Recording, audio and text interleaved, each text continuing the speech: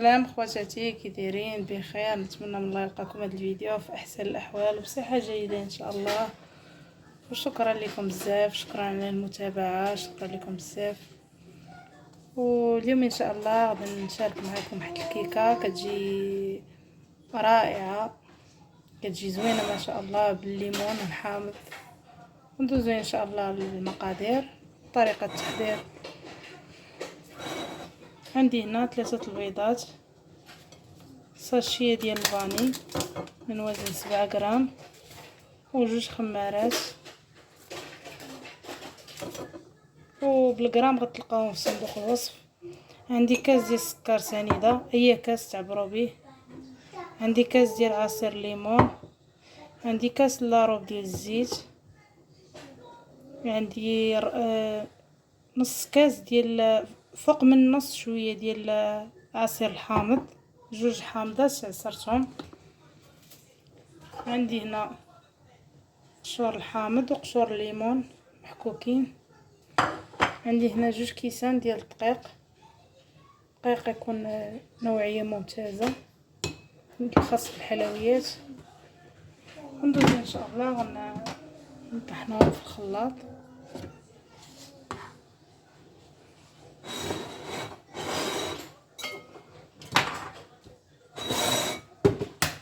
نبداو بالبيض.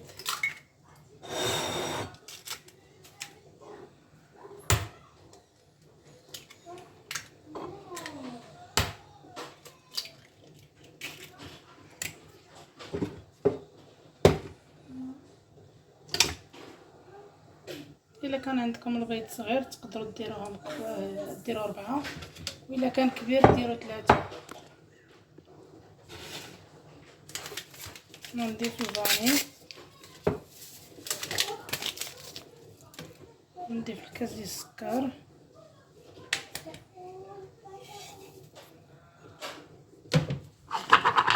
غندوزو نطحنوا البيض والسكر شويه عاد نكملوا المقادير اللي باقيين. دابا من بعد ما طحنت البيض والسكر غادي نضيف الزيت،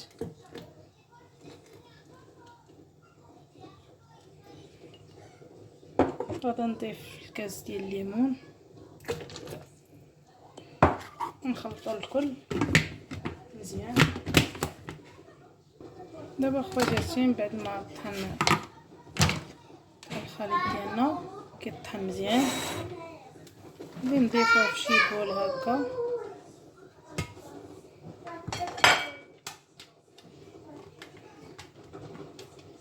اللي ما عندوش الخلاط يستعمل الخلاط العادي ديال اليد.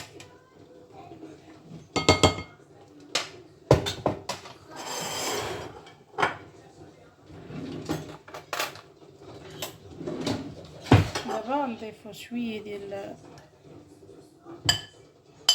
قشور الحامض والليمون،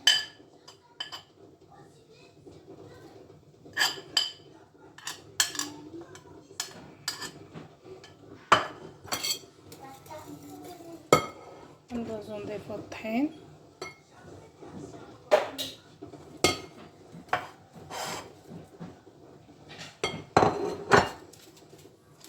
غادي نغربلو الخمارات.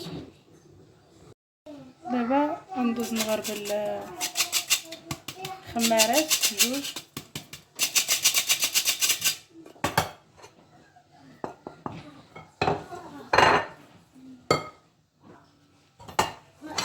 خواتاتي غنخلطو مزيان الكيكه ديالنا.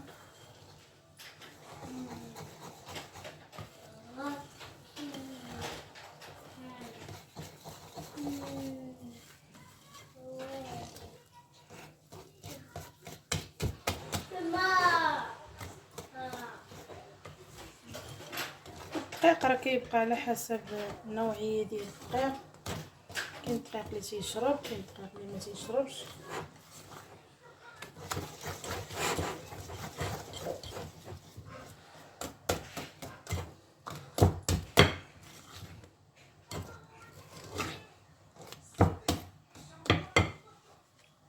دابا في هذه المرحله غندوز نضيف الحامض هو الاخر.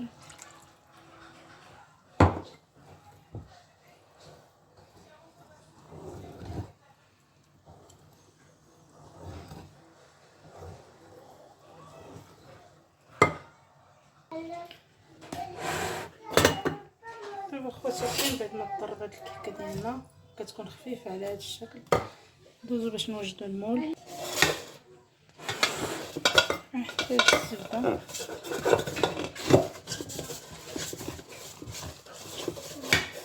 دهنو مزيان المول.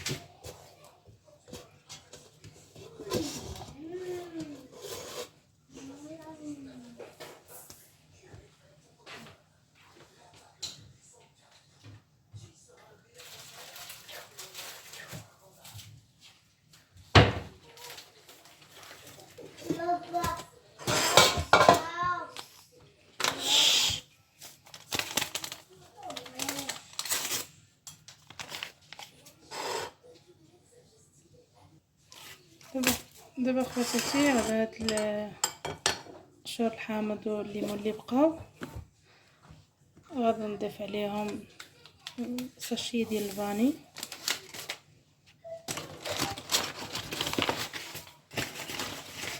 ونضيف عليهم السكر سنيده، 2 معالق ديال السكر، وغادي نخلطهم هكا مزيان.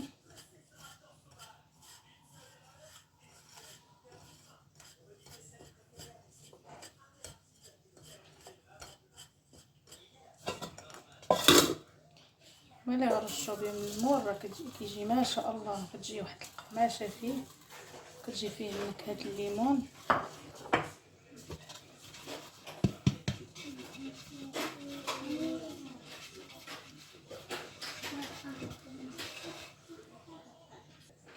دابا خواتاتي من بعد ما دهنا المول كيجي على هذا الشكل، غادي ندوزو باش دابا خواتاتي ندوزو نفرغو الخليط. بسم الله.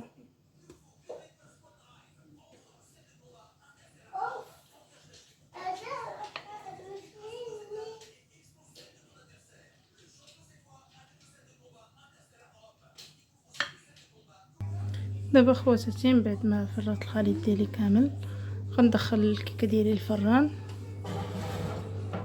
غنشعل عليها لتحت حتى طيب ونطلعها الفوق تحمر. عندنا الفران ديال الضو غندير ليها 150 درجه ندير لها، وعلى حسب كل فران وكيفاش كيكون الحراره ديالو، وغنخليها حتى طيب ان شاء الله. دابا خواتاتي هذه الكيكه ديالنا من بعد ما طابت كتجي على هذا الشكل، راه كتجي ما شاء الله، كتجي زوينه وخفيفه، وداك اللون مذهب ديال الفاني والقشور ديال البرتقال والحامض تعطيو واحد المنظر زوين، وراه كتجي ما شاء الله، كتجي رائعه. نتمنى خواتاتي تعجبكم، وكانت خواتاتي هذه الكيكه ديال اليوم، نتمنى تعجبكم، وما تنساوش اللايك والبارطاج، وشكرا لكم بزاف، وبسلام عليكم الى فيديو اخر ان شاء الله.